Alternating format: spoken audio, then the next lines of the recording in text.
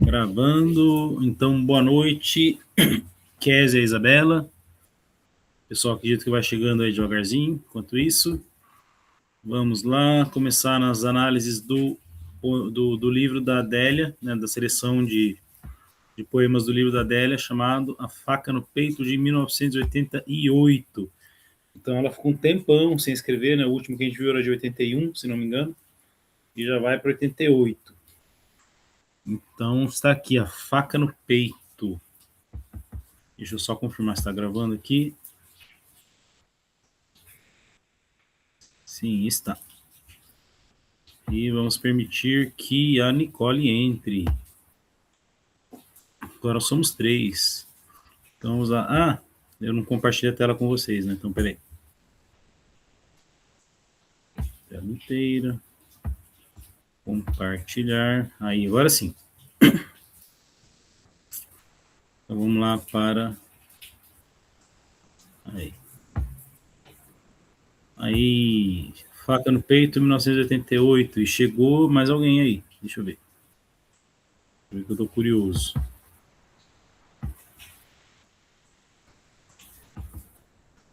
Somos só nós 4 por enquanto agora, né? Nicole, Kézia, Isabela e eu. Então vamos lá.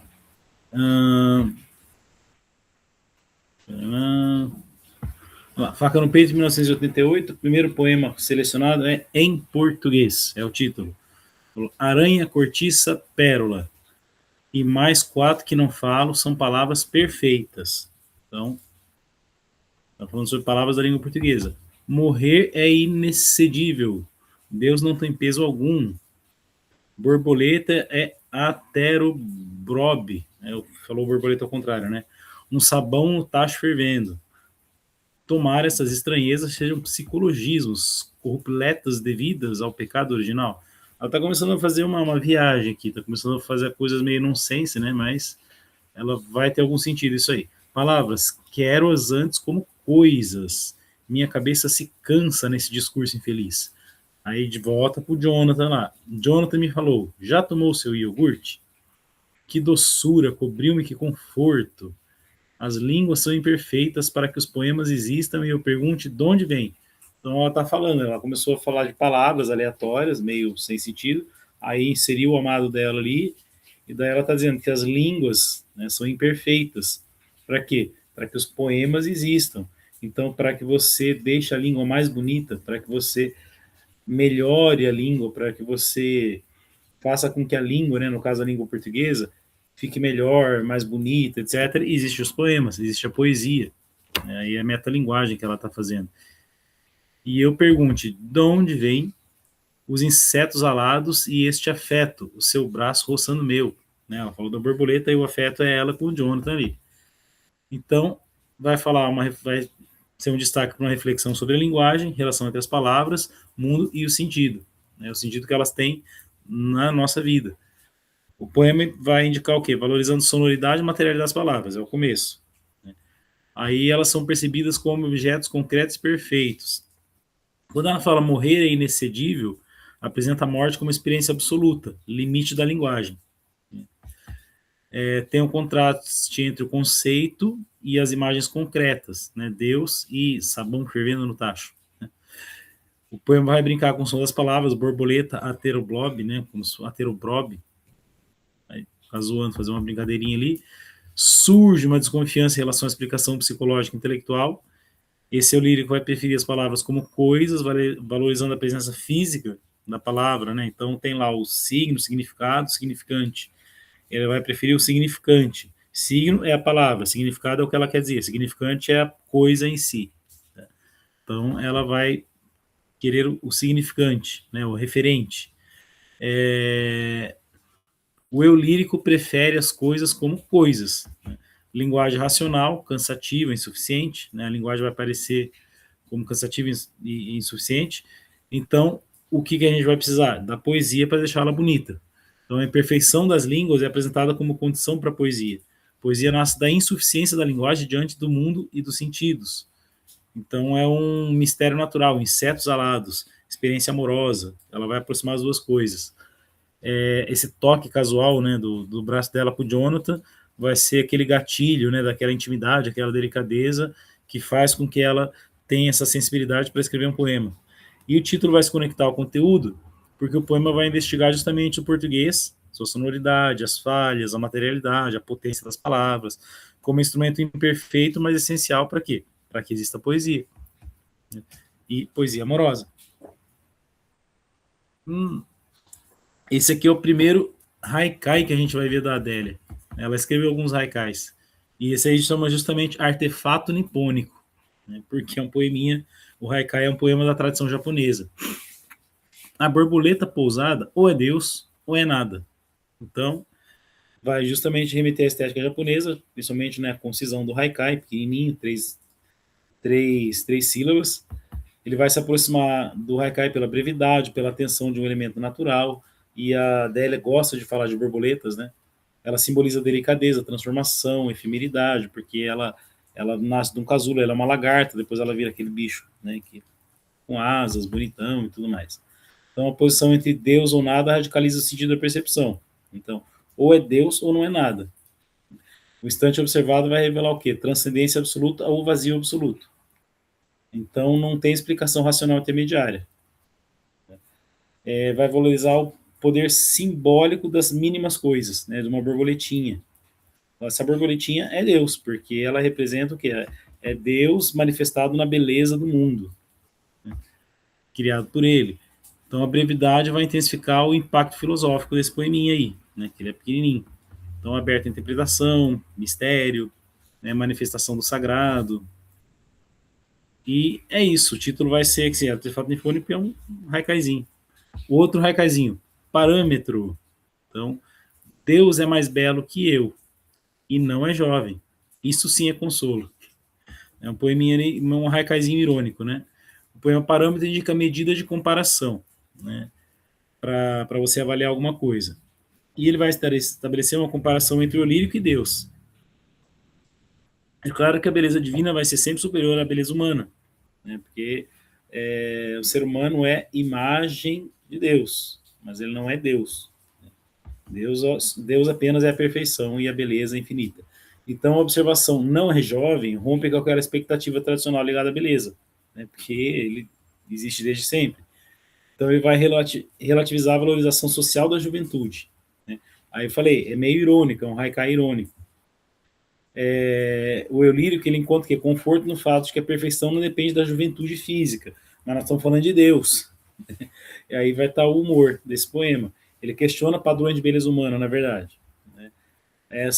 Ele é curtinho, daí vai ter um tom reflexivo humorístico. E é isso, né? Esse consolo é meio que irônico, tá? Mas é uma relativizaçãozinha dos padrões de beleza relacionados à juventude, tá? Vamos lá. Como um bicho. Vamos ver se o Jonathan volta aqui nesse poema. O ritmo do meu peito é amedrontado. Deus me pega, me mata, vai me comer. O Deus colérico. Né? Tan, tan, tan, tan. Um tambor antiquíssimo na selva, cada vez mais perigoso, porque o dia deserta. Tan, tan, tan, tan. As estrelas são altas e os répteis astuciosos. Tan, tan, meu pai, tan, tan. Ó, minha mãe, ponta de facas, dentes, água. Água não. O pastor com sua flauta no rochedo. A que nada pode ouvir. O que nada pode ouvir. Assim meus pés descansam e minha alma pode dormir. Tan, tan, tan, tan, de novo, cada vez mais fraco. Não é meu coração, é só um tambor. Então, esse como um bicho sugere a experiência primitiva, instintiva, né? É o ser humano reagindo como bicho, diante de uma experiência de medo, de pavor, de vulnerabilidade.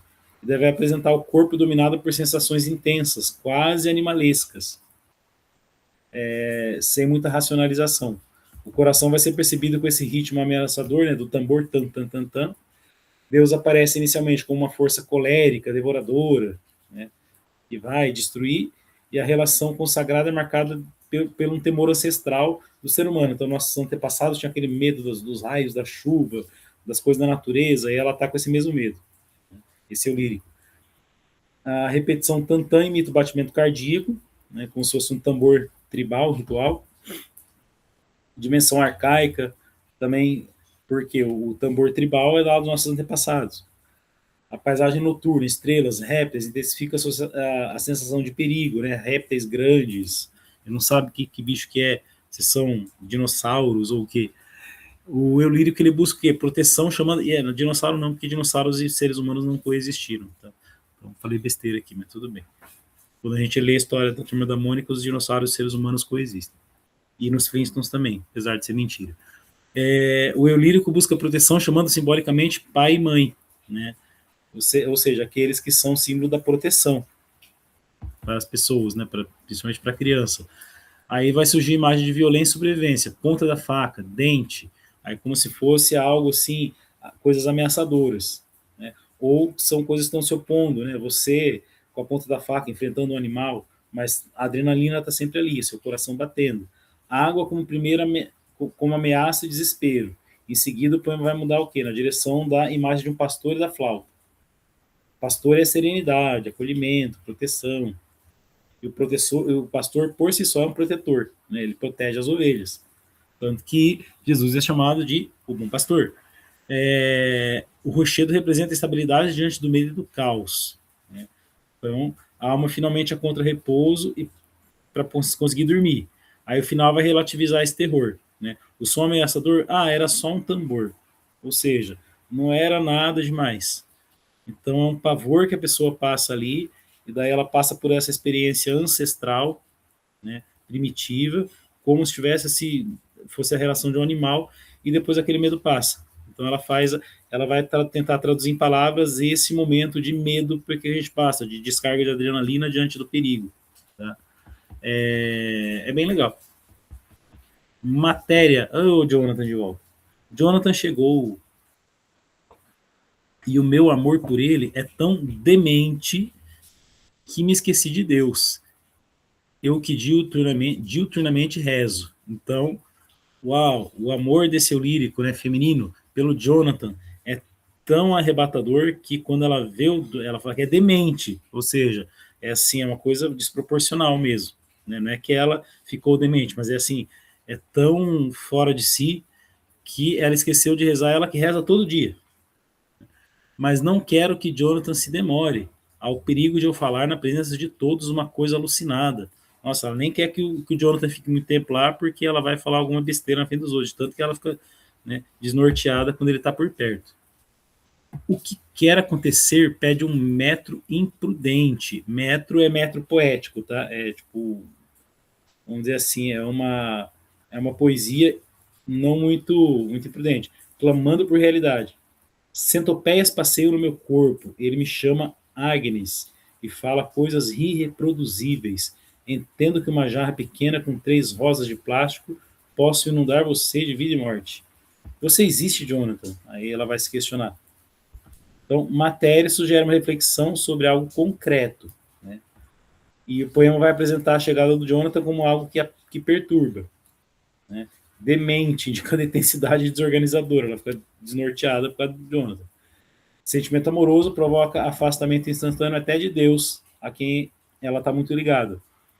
Aí vai ter a tensão entre religiosidade e paixão humana. Aí ele vai ficar com medo de perder o controle diante dos outros, de dizer uma coisa alucinada. Então esse amor vai exigir o quê? Concretização, clamando por realidade. As centopeias passando pelo corpo vai inquietude, né? Inquietação física, nervosa, como se tivesse um monte de centopeia passeando lá. Né? Então, porque o pessoal fala do bicho carpinteiro, bicho pelo corpo inteiro. O corpo vai reagir intensamente à presença do amado, aí ele é alguém capaz de compreender sensibilidades profundas, aparentemente banais, né? Então, uma pequena jarra de rosas de plástico simboliza a capacidade de encontrar uma transcendência na coisinha mais humilde, mais bobinha ali, né, do cotidiano. Vida e morte se misturam. O poema vai questionar os limites entre realidade e imaginação amorosa, porque ela está completamente, né, em transe por causa dele. E daí ela vai perguntar: você existe? É dúvida sobre se alguém que ela ama tanto, assim, se um amor tão avassalador realmente pode ser real ou não. Então, como o próprio amado, né, a própria pessoa amada, ela confunde com o próprio amor, então ela, com a experiência amorosa, ela não sabe se ele existe. Então ele pode ser simultaneamente uma pessoa real ou uma idealização amorosa. Então, quando ela pergunta, Jonathan, você existe? A gente não sabe se existe mesmo o Jonathan ou se o Jonathan é alguém que ela projeta na imaginação dela como o seu amor perfeito. Né? Então é isso. Formas. De um único modo se pode dizer a alguém, não esqueça você. A corda do violoncelo fica vibrando sozinha sob um arco invisível e os pecados desaparecem como ratos flagrados. Então você fala, não esqueça você, é como se fosse uma corda vibrando sozinha ali do violoncelo, né, do cello, e os ratos desaparecem. Mas isso aqui são metáforas, né? Meu coração causa pasmo porque bate e tem sangue nele e vai para um dia e vira um tambor patético se falas ao meu gemido, ao meu ouvido. Não esqueça você. Então, se provavelmente o Jonathan, né, esse amado dela fala, não esqueça você, ela, o coração dela vira um tambor patético, né? Fica desnorteada. Então a Adélia gosta muito de falar dessa experiência amorosa intensa, né, desnorteadora, que deixa a gente doidão. Manchas de luz na parede, uma jarra pequena com 3 rosas de plástico. De novo ela repetiu essa imagem da jarra com rosas de plástico. No mundo, tudo no mundo é perfeito. A morte é amor. Então formas são o quê? Maneiras de expressar, especialmente das emoções e permanência afetiva. Então ela vai buscar formas, a jarra de plástico, né, o coração, o violoncelo, os ratos, tudo vai tentar expressar a experiência amorosa através dessas figuras concretas, né, que é o que a Adélia gosta de fazer. O poema vai investigar como que o amor se manifesta através de gestos e frases simples, né? Então essa frase, não esqueça você, é algo que é como se fosse um gatilho ali que vai fazer com que ela seja arrebatada. Então a vibração da corda do violoncelo vai simbolizar a ressonância emocional prolongada. Então aquela emoção que não passa, né? Um arco invisível, é o seu sentimento, não é o amor com efeito purificador, porque os pecados desaparecem como se fossem ratos, né? Os ratos flagrados evocam a culpa, sombra, expulsa a presença amorosa, né? Então tudo some diante dessa experiência amorosa, diante desse sentimento. O coração é tratado de forma simultaneamente biológica e simbólica. Ou seja, ele é o coração cheio de sangue, mas é como se fosse um tambor. Então, o tambor é o símbolo. Então, vamos lá. Fala amorosa transforma o coração comum em algo intensamente sensível e vulnerável. Manchas de luz, jarra de plástico, valoriza de novo, cotidiano simples na experiência amorosa. Então, é algo que está acontecendo em algum lugar. O banal, né, uma frase que o amado fala, o que a amada fala para o amado, etc, etc, ganha dimensão sagrada quase, né, de imortalidade. O amor vai aparecer como aquilo que continua vibrando além da presença física, como se fosse o som da corda do violoncelo. E é isso, o título vai fundir, o poema vai fundir transcendência e coisas simples do cotidiano. Né? Só que nessas coisas simples reside a imortalidade do amor. É isso. Então são as formas em que o amor vai se concretizar. Poema começado do fim. Um corpo quer outro corpo. Né? Aí está falando do amor bem eros mesmo, né? Um amor bem carnal. Uma alma quer outra alma e seu corpo. Aí já ampliou a dimensão do amor. Que não é só mais o desejo carnal, mas é uma alma estar ligada a outra alma. Falei disso já para todos vocês que estão aí, eu acho. Falei para a Késia uns 3 anos atrás, falei. Para a Isabela ainda não falei, porque a Isabela vai ter essa aula essa semana. Semana eu falei para informática só. Deixa eu ver. Davi não falei. Gustavo também não. E a Késia e a Nicole só que tiver essa aula comigo de Camões. Então, mas é a mesma experiência do Camões, né? O Camões vai falando lá do amor enquanto algo infinito, enquanto algo que tem a tensão entre o amor carnal, sensual e depois o amor espiritual, que são as almas que se ligam. E ela está falando disso. Ela começou dos corpos e foi para as almas. Tá? Este excesso de realidade me confunde, ou seja, o amor concretizado vai deixar ela confusa. Por quê? Porque ela está falando das sensações corporais ali. E é o Jonathan de novo falando, parece que estou num filme. Se ele lhe dissesse, se eu lhe dissesse, você é estúpido, ele diria, sou mesmo. Ou seja, o Jonathan é alguém que vai estar sempre ali concordando com ela. Se ele dissesse vamos ao inferno passear, eu iria. Então são duas pessoas extremamente conectadas uma à outra, né? Então as almas conectadas, as casas baixas, as pessoas pobres e o sol da tarde. Imaginai o que era o sol da tarde sobre a nossa fragilidade. De novo, figuras do cotidiano simples que vão se misturar a essa experiência amorosa, porque é uma experiência amorosa real, tá? Do dia a dia. Vinha com Jonathan pela rua mais torta da cidade, o caminho do céu. Né? Então, estar com Jonathan é o caminho do céu. Né? Essa experiência arrebatadora, maravilhosa, ela vai falar sempre desse amor muito intenso e arrebatador. Então, por que o poema começa do fim? Sugiro a escrita parte de uma conclusão da experiência consumada. Né? Um corpo buscando outro corpo. A consciência intensa.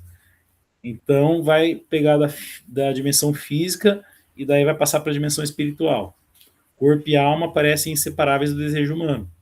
Então, quando eu falei de Camões, lá para o pessoal do terceiro, o pessoal que já teve aula de Camões comigo, ele vai falar do amor no plano concreto, né?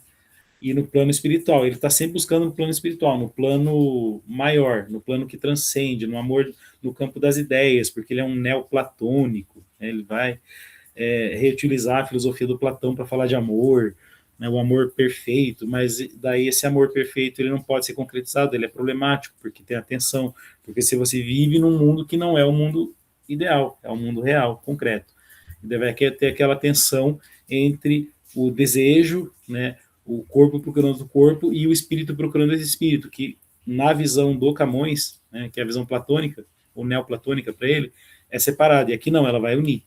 Tá? Então, é dimensão física e espiritual juntas. O excesso de realidade revela que o amor vivido com experiência avassaladora, intensa, forte, né, aquela paixão arrebatadora, avassaladora. E Jonathan surge novamente como centro da experiência afetiva.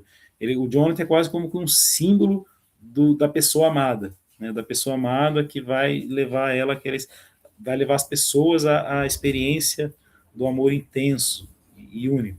Então essa fala banal, parece que estou num filme, contrasta com a intensidade emocional desse lírico. E a valorização da simplicidade de novo, né, imperfeição. Vamos ir ao inferno juntos, ou seja, ele faz tudo, ele concorda com tudo que ela fala, ela concorda com tudo que ele fala, eles estão extremamente conectados ali. O cenário urbano humilde, né, de novo, vai aproximar essa experiência intensa ao cotidiano, simples, como eu falei, né, e o sol vai adquirir aquela dimensão quase sagrada e reveladora de novo, né, porque a experiência amorosa para ela é quase que uma experiência sagrada, e o nome, o final da rua, o caminho do céu, produz efeito paradoxal, simbólico. O céu não é alcançado pela pureza idealizada, mas pela experiência concreta do amor humano. Então aquilo é como se fosse o céu. Então põe uma mistura erotismo, transcendência, banalidade cotidiana e vai falar principalmente do amor enquanto experiência muito intensa, muito arrebatadora, muito forte. Okay? Deixa eu ver. Vocês estão gostando até agora das análises? Está indo rapidinho hoje. Ó, a Isabelle Menezes. Ó, a Isabelle veio. E o Gustavo, e o Davi, e a Nicole e a Késia, e eu. E a Isabela. Beleza. Aí qualquer coisa vocês vão escrevendo aí.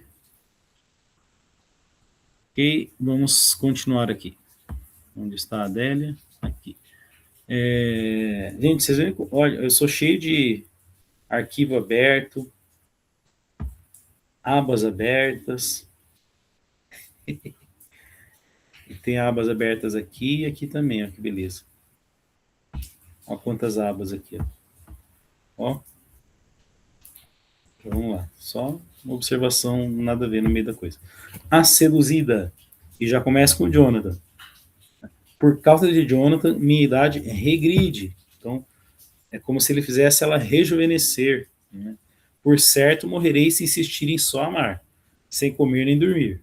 O amor e a morte são casados e moram no abismo trevoso.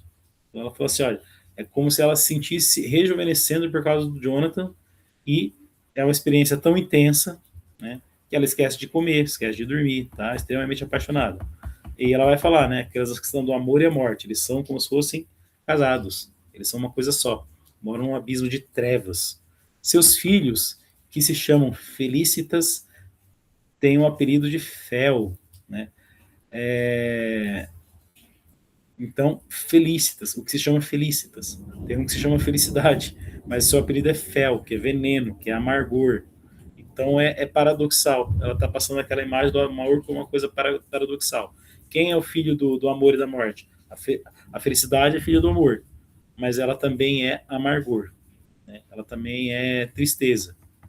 Então é o lado bom e o ruim do amor, o amor paradoxal.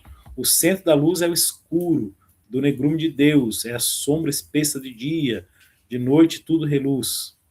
Opa, então, de novo, o amor parecendo como uma coisa paradoxal, uma coisa contraditória, né? Negrume de Deus, Deus é luz, né? Como é que pode? Como é que o centro da luz vai ser escuro? Como é que é uma sombra espessa de dia e uma noite com luz? Então, de novo, paradoxal, o amor paradoxal. Comigo, séculos por fio insistem na encarnação de Jesus. Então, vamos lá. A seduzida é como se alguém fosse tomado, né, seduzido por alguma coisa. O Jonathan está ali no centro dessa experiência amorosa. O amor rejuvenesce emocionalmente esse sujeito, só que ele vai associar o amor à perda de equilíbrio físico e racional, né? Então amor e morte vão se conectar ali, né? Apresentado como inseparáveis. A imagem do casamento entre ambos sugere o quê? A união inevitável entre prazer e sofrimento, que é Felicitas e Fel, né? Felicidade idealizada e ambiguidade amarga, amargura na felicidade. Então ele vai trabalhar paradoxos. Então, o centro de luz se aproxima de Deus, só que ele é escuro. Então, como é que pode ser desse jeito, né? Então é isso, é o amor enquanto uma coisa paradoxal. Vamos lá. Bilhete da ousada donzela. E para quem ela escreveu esse bilhete? Para o Jonathan. Jonathan, há nazistas desconfiados. Então parece que você está no meio de uma guerra lá. Você está no meio da Segunda Guerra e você está escrevendo um bilhete para o seu amado ali, numa situação de perigo. Põe aquela sua camisa que eu detesto, comprada no bazar Marrocos, e venha como se fosse consertar o meu chuveiro. Aproveita na terça que meu pai vai com minha mãe visitar tia Kita no Lajeado. Então, é claro que esses nazistas não são realmente nazistas, né? É uma metáfora, né? Como se fossem espiões, gente espiando. Então ela está se encontrando furtivamente, escondidinha com Jonathan. Se mudarem de ideia, manda um novo bilhete. Venha sem guarda-chuva, mesmo se estiver chovendo. Não aguento mais tio Emílio, que sabe e finge não saber, que te namora escondido e vive te pondo apelidos. Então, é um namoro que acontece escondidinho, né? Esse nazistas é o código, vamos dizer, que ela usa para falar, né? Tem gente espiando, tem gente vendo. O que você disse outro dia na festa dos pecuaristas, até hoje sou igual música tocada no meu ouvido. Não paro de pensar em você. Ela sempre vai pegando essas frasezinhas do Jonathan e vai inserindo ali, né? Eu também, Natinho, nem um minuto. Né? Natinho, Jonathan, apelido de Jonathan. Na terça, às 2 da tarde, hora em que o mundo se acabar, eu nem vejo. Com aflição, Antônia. Então, essa ousada donzela é a Antônia escrevendo para o seu Jonathan, porque é uma experiência transgressora, né? Uma experiência de gente namorando escondida da família. Tem um tio que sabe, fica lá, dando apelidinhos, dando indiretas. Então, é uma correspondência íntima e clandestina. Linguagem coloquial, né? Um bilhete de amor lá, bilhetinho para o amado. O Jonathan é convocado por encontro secreto, enquanto a família está, né, tá fora. O amor está cercado de repressão familiar, repressão comunitária. Valoriza o quê? Detalhes domésticos, provincianos, lá, os nomes de tia Kita, tio Emílio, Lajeado. Então, são uma comunidade ali, interiorana. O tio Emílio pode ser esse olhar social que percebe e ironiza, né, esse romance proibido entre os dois. Como isso aí acontece dentro de uma dinâmica familiar, né, o jogo entre o sabido e o não sabido. Só que ela vai sempre, né? Daí falar a festa dos pecuaristas, não para de pensar em você. Então a festa dos pecuaristas é o cotidiano, é o dia a dia, né? É o cotidiano inserido na experiência amorosa. E ele falou uma frase para ela, não para de pensar em você. Então isso causa esse arrebatamento para ela, ela não consegue parar de pensar nele também. Aí ela lança esse apelido de Natinho, que vai reforçar a intimidade entre os dois, né? Uma ternura espontânea e tudo mais. E ela fecha o bilhete com aflição, né? Mistura de ansiedade, desejo, vulnerabilidade, essa vontade de vê-lo logo, né? Então é isso, é um bilhete em forma de poema, um poema em forma de bilhete. Mas para quê? Para que ela fez isso? Para de novo tentar de outra forma, de outra maneira, uma outra, vamos dizer assim, uma outra maneira de escrever, expor a grande experiência amorosa. Então ela fez isso de várias formas.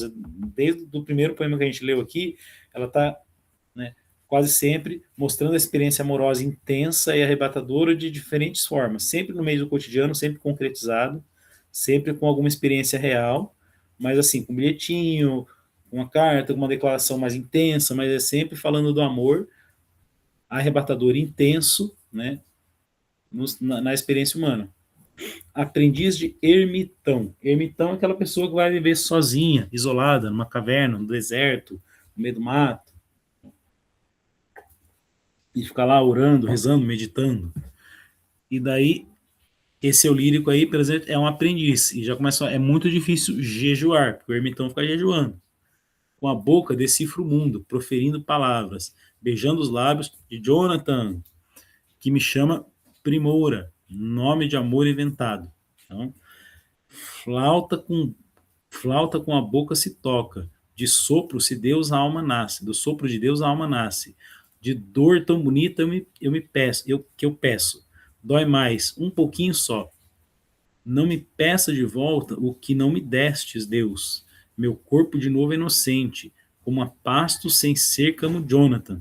Então, ela está fazendo várias associações para falar que esse jejum é difícil, mas qual é o jejum? Ficar sem o Jonathan. Então não me peça de volta o que você não me deu, que é o Jonathan. Então ela ama o Jonathan como se fosse em pasto sem cerca, ou seja, de uma maneira, ela usou essa imagem para simbolizar assim, um pasto sem cerca, ou seja, amplidão, de maneira enorme, infinita. Mesmo que me esqueça, o mundo é bonito. Eu quero conhecer quem fez o mundo com tão concertadamente descuidoso. Olha que engraçado, isso aqui é um paradoxo, né? Concertadamente descuidoso, ou seja, de maneira tão minuciosamente descuidada. Os papagaios falam, Jonathan respira e tira do seu alento este som, primora. Então, esse apelido amoroso que ele dá para ela, deixa ela, nossa, quando ele fala. O Jonathan abre a boca e ela fica assim, enlouquecida. Tomai e comei. Ó, fez até já uma reparação, uma comparação com a experiência sagrada da comunhão. Tomai e comei, né? É Jesus falando para os apóstolos, aí você lá na missa, tomando a comunhão. O reino é comida? Eu sei, não sei, mas tudo é corpo, até vós, agora está falando com Deus, mensurável matéria. O espírito busca palavras. Quem não enxerga, ouve sons. Então, o espírito busca a palavra para traduzir a experiência amorosa, as experiências todas. Quem vê quem é surdo vê luzes. O peito dispara pique de arrebatar. Salve mistério, salve mundo. Corpo de Deus, minha boca. Espanto de escrever arriscando minha vida. Eu te amo, Jonathan. Acredito que você é Deus e me salvará a palavra dita por sua boca. Então, assim, ela é tão apaixonada por ele que ela vê Deus no amado. Me saúda assim como a aurora com sugens. Vem, primora, falas como um homem. Esse poema é mais longuinho. Mas o que escuto é o estrondo que vem do setentrão. Me dá coragem, Deus, para eu nascer. Então, ermitão é alguém que busca essa elevação espiritual, né, no isolamento. Mas ela não consegue. Logo no começo, ela vai falar que é difícil. Então, vai ser um poema que vai ensinar o quê? O conflito entre a espiritualidade, a elevação espiritual e o desejo humano, que é ela ali com o Jonathan. O jejum é símbolo dessa renúncia amorosa. Ela tem que renunciar à experiência amorosa com o Jonathan, né, para ser, vamos dizer assim, para alcançar essa elevação espiritual. A boca é um instrumento de conhecimento, só que também de prazer. Falar, beijar, tocar flauta, vai ser a linguagem, erotiza a espiritualidade, tudo vindo de um mesmo órgão do corpo humano. O Jonathan fala, e o eu lírico, né, ele chama o eu lírico de primora, nome amoroso, inventado. Vai reforçar o que? A intimidade dos dois. Né? O sopro da música. Né? vai ser música, vida, criação divina. A dor amorosa é desejada, por quê? Porque intensifica a experiência de existir. Então ela quer sentir essa dor para se sentir viva. Aí esse lírico pede, não me retire aquilo que concedeu, né? A capacidade de amar. Então eu não posso, então ela está em conflito, ela fala assim, não posso deixar de amar. Né? Então se ela esqueceu o Jonathan para ficar na sua, vamos dizer, no seu isolamento de ermitão espiritual, aí ela vai estar renunciando a uma coisa que Deus deu para ela não quer. O corpo reaparece como espaço de inocência recuperada. Então, o amor vai ser comparado a um pasto sem cerco, ou seja, uma liberdade, entrega e imensidão. Vai expressar o quê? Fascínio pela criação divina, pela beleza imperfeita do mundo ao mesmo tempo. Então, o Jonathan fala, ela fica doida. Referência B, tomar e comer, aproxima o amor, né, como se fosse da Eucaristia mesmo, de Deus te dando a vida ali, que é o próprio corpo e o sangue dele. Vai dissolver fronteiras entre matéria e transcendência, porque daí ela não vai conseguir separar as duas coisas de novo, ela vai querer unir na mesma coisa. Né? Vai querer unir o sagrado e o profano, a espírito e matéria vai fundir na mesma realidade. Deus também é pensado como corpo e presença concreta, ou seja, não é só a parte espiritual, são as duas coisas juntas. Então, os sentidos humanos aparecem como caminhos limitados, mas necessários para acessar esse mistério. Então, vai valorizar intensamente, né, o espanto diante da existência. A declaração amorosa do Jonathan mistura paixão humana e experiência mística. Ele se torna uma figura quase divina, mediadora de salvação e revelação. A aurora com surgens vai ser simbolicamente o nascimento espiritual e iluminação. Estrondo vem setentrão da fala amorosa da dimensão cósmica, profética, algo assim que é a revelação divina maior. Então, quando ela fala assim, ó, me dá coragem, Deus, para eu nascer, sugere que amar plenamente equivale a renascer espiritualmente. Então, assim, ela rejeita um pouco essa dimensão puramente espiritual do amor, porque ela entende que, como ser humano, ela vai ter que viver as duas coisas. Né? Então, uma coisa está ligada na outra. Então, ao contrário, vamos comparar com o Camões de novo. Camões, ele ficava nessa tensão horrível, porque existia o amor ideal ali no plano das ideias, e é só ali onde você alcança a felicidade plena, e você vive no plano material. E daí isso nunca vai conseguir se conciliar. Aqui não. Aqui o amor ela vai buscar o quê? Ela pede ajuda para Deus para entender a divindade do amor no plano humano. Tá? Então é isso. Então, basicamente, os poemas desse né, a gente leu todos, a seleção desse livro Faca no Peito, né, de 1988, eram esses aí, dessa semana. A semana que vem a gente começa a ler Oráculos de Maio, e daí ela ficou 11 anos sem publicar poesia e publicou lá em 1999 Oráculos de Maio. Então, muito provavelmente, né, eu já li, mas não vou falar, ela vai se desviar um pouquinho dessa temática insistente que ela está ali, que parece que ela pegou um conjunto de poemas, né, foi escrevendo um atrás do outro e juntou no livro. Depois ela vai escrever romances, contos, novelas, outras coisas, e vai ficar 11 anos sem publicar, não sem escrever, né, sem publicar poemas. Tá? Então, a partir da semana que vem, a gente começa a ver Oráculos de Maio, tá? E é o antepenúltimo livro de poemas dela. Depois ela vai ter um que chama, são uns poemas, A Duração do Dia, né, que está nessa coletâneazinha aqui, que eu estou usando como base, e vai ter mais um que ela publicou depois, que não chegou a aparecer aqui, que eu vou selecionar alguns deles também, até o final do projeto vai dar, e sobrar tempo. E eu falei semana que vem, mas não é semana que vem, né, que semana que vem não tem aula, é feriado, emendado. Então vamos ver aqui o calendário. Então aqui não, dia 12, 19 e 26, né? Talvez dia 3, mas acho que vai bater ali em 26. Então a gente tem essas 3 semanas, dá um tempão de ver mais poemas, tá bom? Até o final do projeto. Estão gostando? Gostaram das análises de hoje? Né? São uma seleção aí muito focada nesse amor arrebatador, intenso, apaixonado, com essa questão da Adélia Prado querer sempre falar da experiência intensa amorosa, mas ela reconhece que existe essa dimensão espiritual do amor, mas ela não separa as duas coisas. As coisas estão assim, ali sempre unidas, né? E qual que é o drama dela? A dificuldade de conseguir unir uma coisa na outra. Mas ela sabe que isso é possível e que isso é necessário. É ao contrário de neoplatônicos, vamos dizer assim, tá bom?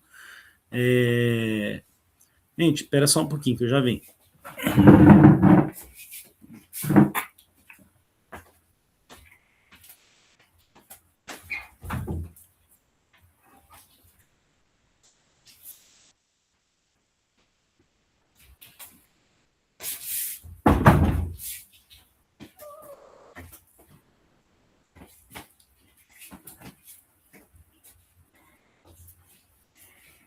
Só para manter a tradição, né, de sempre ter um gatinho nas aulas. Semana passada não teve, eu tive que mandar foto. Faísca, larga. Aqui está o Faísca. Eu ia falar oi para vocês. Dá tchauzinho, Faísca. Ah, tem a xereta também. Xereta quebrou as coisas xeretando hoje. Ah, ela quebrou um monte de coisa aqui em casa hoje, xeretando. Aqui, ó, xereta. Aqui. Pega aqui. Tá bom? Gente, obrigado pela presença de vocês. Tá certo? E a gente se vê, não na semana que vem, na outra, né? Semana que vem não tem aula. Certinho? Então, obrigado de novo. Até mais. Eu vou parar a gravação e a gente se vê, né? Dia 11, 12, na verdade, com os poemas de Oráculo de Maio. Até mais, gente. Brigadão.